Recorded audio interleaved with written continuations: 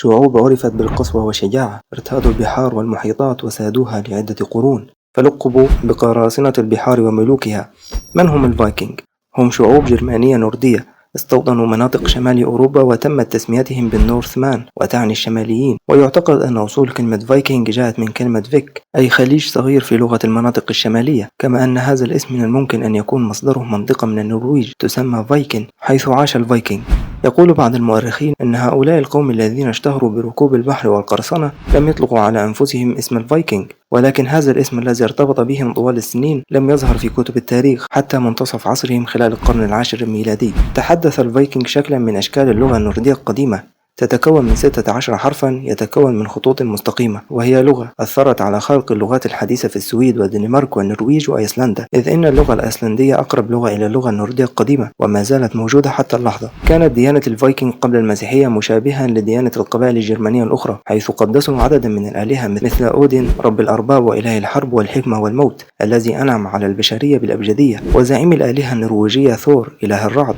وبالدر إله الضوء، وكذلك الإلهة الجميلة فريا التي كانت تجتاح المعارك لتختار المقاتلين، كذلك إلهة التزلج سكادي التي ارتبطت بالانتقام، إضافة إلى العديد من الآلهة النوردية الأخرى. انتهى عصر الفايكنج بعد آخر غزوة لهم بقيادة الملك النرويجي هارالد الثالث في معركة جسر ستانفورد عام 1066 في إنجلترا التي لقي الهزيمة فيها. كما يعتبر البعض أن عصر الفايكنج في الدول الإسكندنافية انتهى بتأسيس السلطة الحاكمة في هذه الدول وإقرار المسيحية بأنها الديانة السائدة، ويقدر هذا التاريخ تقريبا بنهاية القرن الحادي عشر الميلادي في الدول الإسكندنافية الثلاثة. وقد تميز نهاية عصر الفايكنج في النرويج بمعركة ستيكليستاد عام 1030، ورغم خسارة جيش أولاف هارالدسون الذي عرف فيما بعد بالقديس أولاف هذه المعركة، فإن المسيحية انتشرت بعد وفاته جزئيا بقوة شائعات الآيات الإعجازية، ولم يعد يسمى النرويجيون بالفايكنج. فبعدما أصبحت الكنيسة الكاثوليكية أكثر بروزا في أوروبا، تكيف الفايكنج مع هذه الديانة وقواعدها وأنظمة الملوك والمثل العليا الجديدة، فتركوا الغزوات والحروب وعاشوا في أرضهم، وبقي منهم الآن الدنماركيون والسويديون والنرويجيون والأيسلنديون وسكان جرينلاند، لتنتهي بذلك قصة الفايكنج الذين اشتهروا بوحشيتهم في الحروب التي برعوا في تخطيطها، وشهدت فترتهم براعة هندسية وزراعية ونقلة نوعية في مجال الملاحة وصناعة السفن التي تجوب البحار لمسافات بعيدة لنقل البضائع، حاملة معها الطموح الأول للفلاح الإسكندنافي البسيط في الحياة الكريمة.